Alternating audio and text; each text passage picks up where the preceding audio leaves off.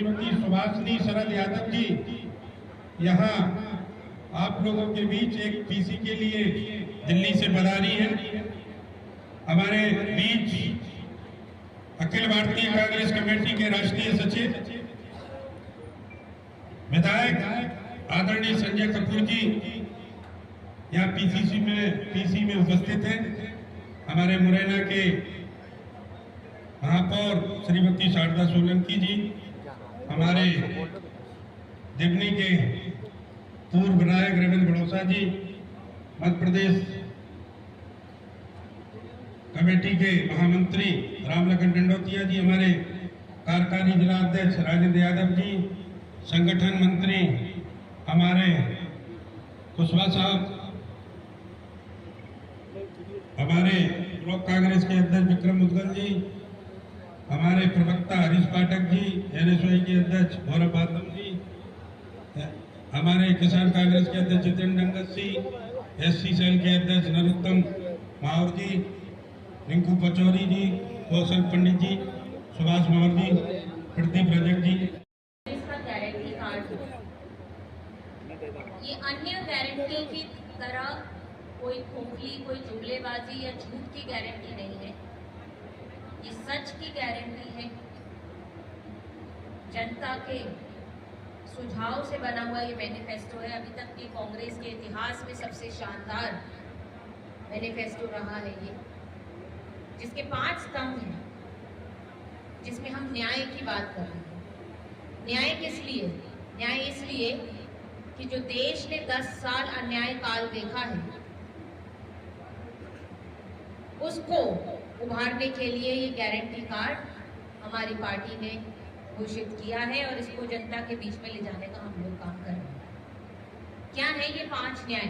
मैं विस्तार से आप लोगों के सामने रखना चाहूंगी, जो कि है युवा न्याय, नारी न्याय, श्रमिक न्याय, किसान न्याय और हिस्सेदार न्याय। हमारे देश ने जो 10 साल में खोया है, जो है रोजगार, अच्छे दिन, काला धन जो सबके खातों में 15 लाख आने वाला था, और अनेकों ऐसे वादे जो किए गए थे जनता को,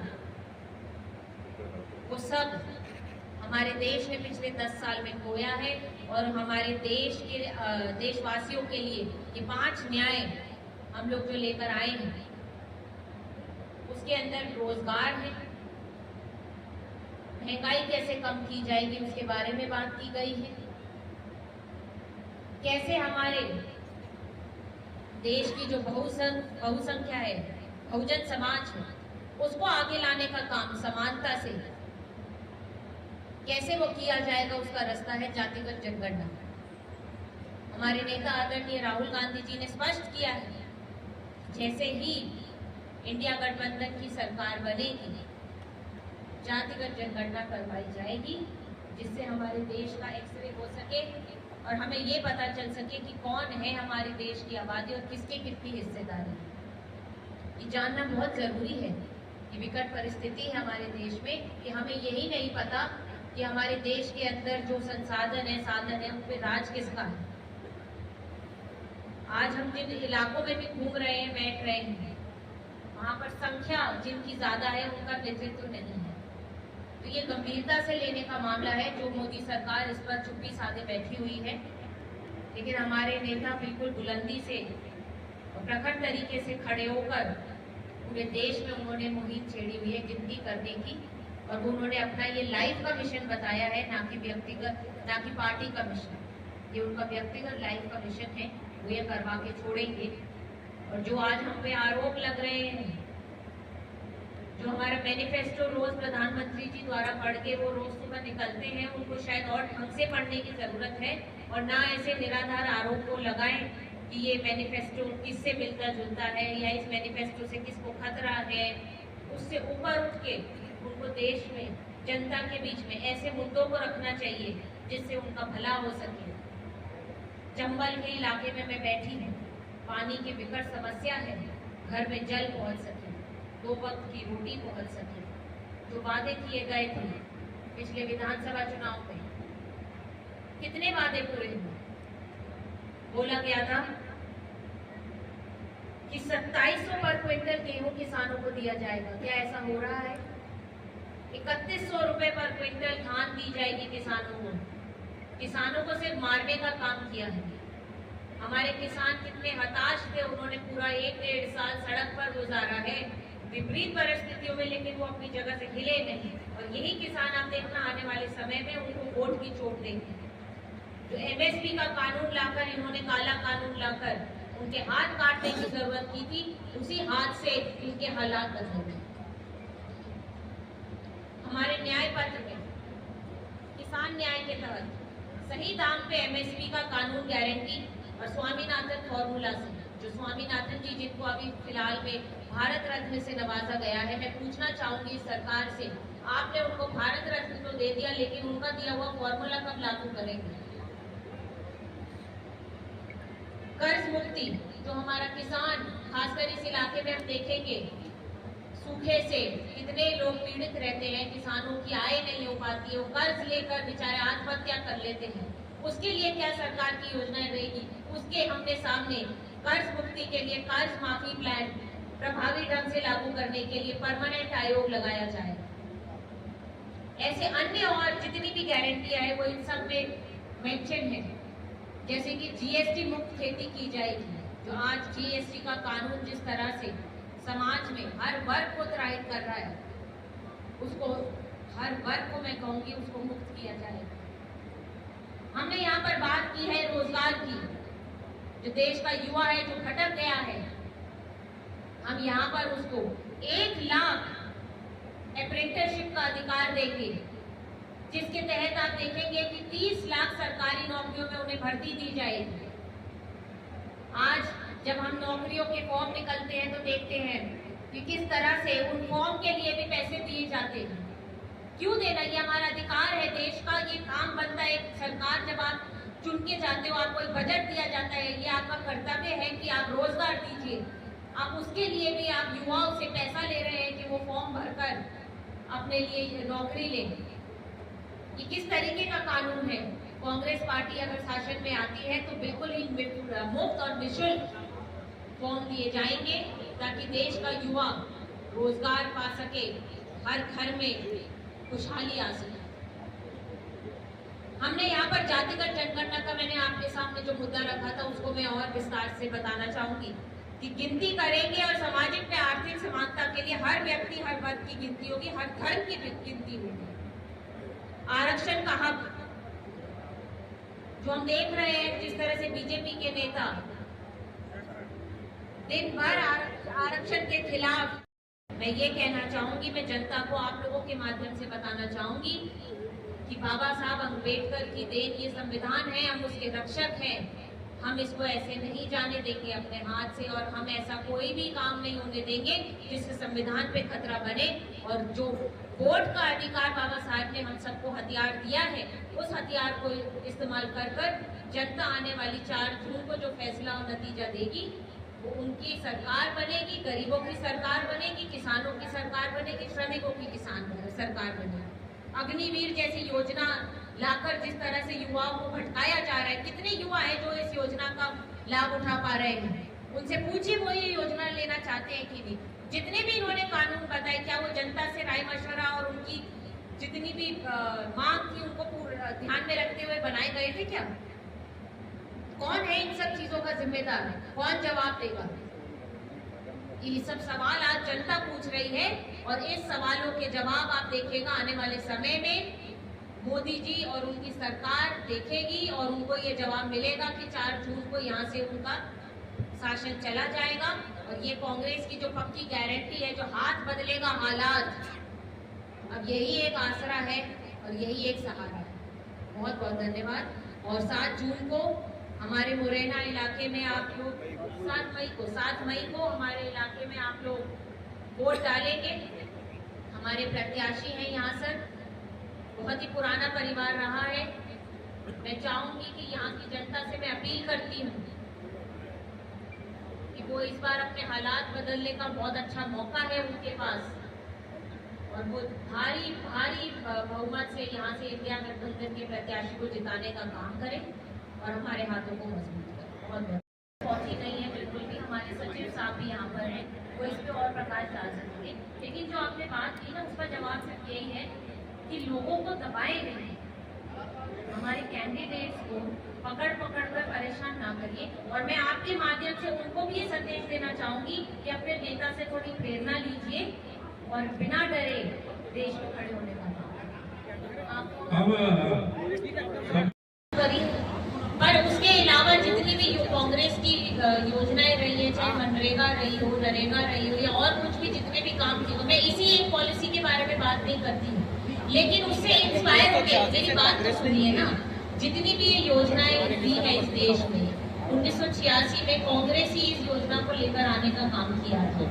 स्वामीनाथन जी को प्रपोज गठन करके उन्हीं को ये अधिकार दिया था कि आप इस फॉर्मूले से लगाइए। ऐसे तो जातिगत जनगणना जो 2011 थी वो भी कांग्रेस सरकार ने कराई थी, उसके आंकड़े क्यों नहीं बाहर आते हैं? नहीं तो उसके आंकड़े और उसकी फाइल तो दबा के रख ली गई है ना। 2014 में हम लोगों ने अपने एजेंडा में लिखा गया था कि हम लोग शासन में आएंगे और इन आंकड़ों को हम बाहर करेंगे। उसके अंदर कुछ कमियां थी, उनके ऊपर काम करके। लेकिन इतने 10 साल से मोदी जी अपने आप को इतना बड़ा ओबीसी का फेस बताते हैं, उनको क्या आपत्ति है जनगणना करने में? क्यों हम लोग 1931 के आंकड़ों के अनुसार चल रहे हैं? क्या बात है? स्वामीनाथन जी की रिपोर्ट, उसके आधार पर हमने क्या काम नहीं किया, आप बताइए ना। एमएसपी तो पहले भी थी, एमएसपी लागू की ना 1986 से लागू कर दिया कांग्रेस ने। स्वामीनाथन जी ने जो रिपोर्ट बनाई है वो काम उसके अनुसार तो 1986 से चल रहा है ये काम। मोदी जी ने कर दिया पूरा। मोदी जी ने जो करा है, लेकिन मैं ब्लेम नहीं कर रही हूँ, मैं आपको कोई बात बता रही। देखिए, हमने ये जो गठन किया गया था, ये गठन जो किया गया था, ये किसानों के हक में किया गया था। लेकिन किसी भी स्वरूप में, जो आपने भी एमएसपी कानून देखा होगा, उसके अंदर आपने कोई भी स्वामीनाथन जी की दी हुई सिफारिशों को देखा है? मैडम ये पूछ रहा हूँ मैडम, नहीं है ना। तो फिर इस तरीके का भ्रम फैलाना, अगर उनको इतने ही किसान हितैषी थे तो उन्होंने क्यों वो इस तरीके का काम नहीं किया जिससे किसान अपने काले कानून उनके कंधे पर बांध के रखते? ठीक है, आपका सवाल, देखिए पत्रकार महोदय, आपका सवाल जायज है। हम अपनी गारंटी कार्ड में आपको ही गारंटी दे रहे हैं ना, तो आप जनता को इसमें अपना विश्वास बना के रखें। मैडम ये पूछ रहा था कि सूरत के बाद इंदौर में आपके ही प्रत्याशी अक्षय क्रांति हमने नामांकन वापस ले लिया। कांग्रेस अपने ही डैमेज कंट्रोल को नहीं कर पा रही है, इसके पीछे कारण कैसे आप सत्ता में आने की उम्मीद कर सकते हैं? देखिए, मैं ये नहीं समझ पा रही हूँ कि इस लोकतंत्र में जिस तरह से डरा कर और दबाव बनाकर हमारे प्रत्याशियों को और अन्य जगहों पे, आप देखिए सीबीआई इनके पास, ईडी इनके पास, मीडिया इनके पास, और जितनी भी संस्थाएं हमारे देश में चल रही है उनपे कंट्रोल इनका है। लेकिन उसके बाद वो लोग संतुष्ट नहीं है और इस तरह से हमारे प्रत्याशियों को प्रताड़ित किया जा रहा है, उनके ऊपर कार्रवाई की जा रही है, उनके ऊपर दबाव बनाया जा रहा है। ये बहुत ही दुखद है और ये लोकतंत्र के लिए बहुत बड़ा खतरा है। तो इस तरह से कांग्रेस कभी सरकार लौट ही नहीं पाएगी अगर ये हालत रहेगी। आप देखिएगा ना, जो ये बोल रहे हैं 400 पार, ये सिर्फ इनका डर और घबराहट इनसे बुलवा रही है। ये कहीं 400 पार नहीं है, धरातल पे मैं आपको बता रही हूँ, ये 200 तक भी पहुंच जाए तो बहुत मैडम, जनता हमारे साथ। मैडम, मेरा कहने का मतलब ये था कि जैसे सीबीआई और ईडी हर जगह पे आप कांग्रेस वाले बोल देते हैं, राम मंदिर पे कांग्रेस को पहुंचने में का सीबीआई या ईडी का कोई खतरा था? राम मंदिर के जो प्राण प्रतिष्ठा में कांग्रेस नहीं पहुंची। बात बताइए, ये धर्म है जो हमारा, ये सब हमारा एक व्यक्तिगत नजरिया है। मैं हिंदू हूँ, मुझे इसका प्रमाण देने का जरूरत नहीं है। जी जी, ठीक है। आज जो देश में जो दलगत राजनीति की जा रही है, मुसलमान, मंगलसूत्र, मटन, मछली, इस तरीके की बातें की जा रही है, क्या इससे हम लोगों को रोजगार मिलेगा?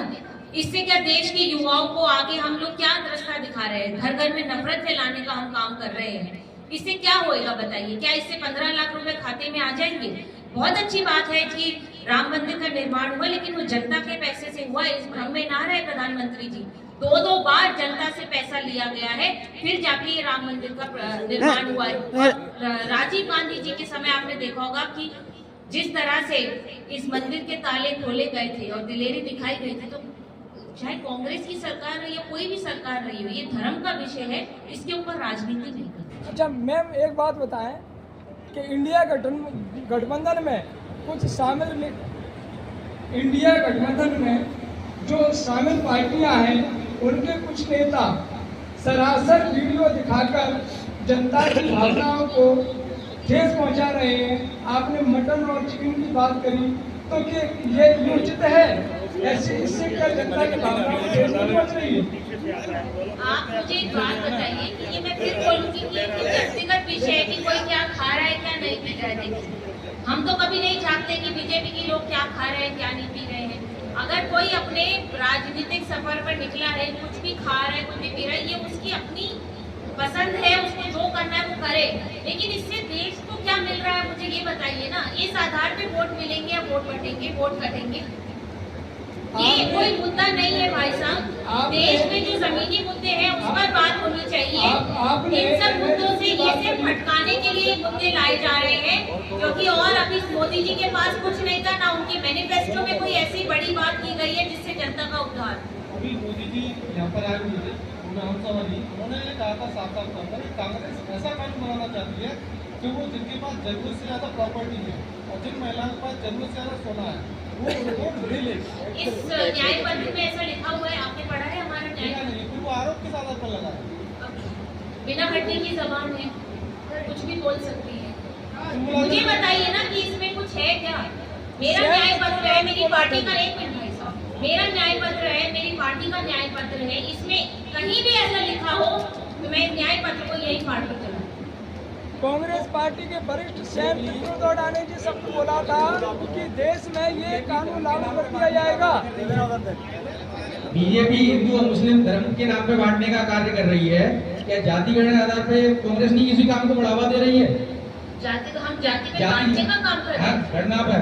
मतलब आप एक बात तो बताइए, हिंदू मुस्लिम केवल दो हो रहे हैं। जातियों की मैंने स्पष्ट किया था कि इसमें खाली जातियों की बात नहीं होगी, इसमें धर्म की भी बात होगी, महिलाओं की भी बात होगी। तो वही तो मैं बोल रहा हूँ, यहाँ पे कोई बांट नहीं रहा है। लेकिन मैं प्रत्याशी ने अपना नामांकन विड्रॉल करके भाजपा नेता कैलाश बीजेपी के साथ बैठ कर चलिए, क्या कहना चाहिए? देखिए, मैंने इसका जवाब प्रेस कॉन्फ्रेंस वार्ता में भी दिया था। बहुत दुर्भाग्यपूर्ण है ये, इस तरीके की नीतियों से लोकतंत्र नहीं चलता है। हम लोगों को मजबूती से इस शक्ति के खिलाफ लड़ना है, जैसे हमारे नेता ने कहा है। तो हम लोगों को थोड़ा साहस से आगे बढ़ना होगा। यदि ऐसा हो रहा है, क्या परिस्थितियाँ रहेगी मैं नहीं जानती हूँ, लेकिन ज़रूर ये कहूँगी कि एक हेल्दी डेमोक्रेसी के लिए बहुत बड़ा खतरा है। स्वस्थ लोकतंत्र के लिए ज़रूरी है कि हर पार्टी, हर वर्ग का आदमी आगे चुनाव लड़े। हम लोगों को किस चीज़ से घबराना नहीं चाहिए। हम 2 मार्च को प्रियंका गांधी मुरैना आ रही है, क्या लगता है संसदीय क्षेत्र में उनके आने के बाद कितना प्रभाव पड़ने वाला है? देखिए, 2 मई को प्रियंका गांधी जी की सभा है मुरैना में, और कल 30 तारीख को भिंड में राहुल गांधी जी की सभा है। लगातार हमारे नेता जनता के बीच में जाने का काम कर रहे हैं। आदरणीय राहुल गांधी जी ने न्याय यात्रा इस इलाके से निकालकर लोगों के बीच में जो न्याय की संदेश देने का काम किया था, उससे जनता के बीच में बहुत लोकप्रियता है और जनता उनको अपार समर्थन दे रही है। और आने वाली 2 तारीख को भी प्रियंका गांधी जी की सभा में एक जनसभा दे रही है।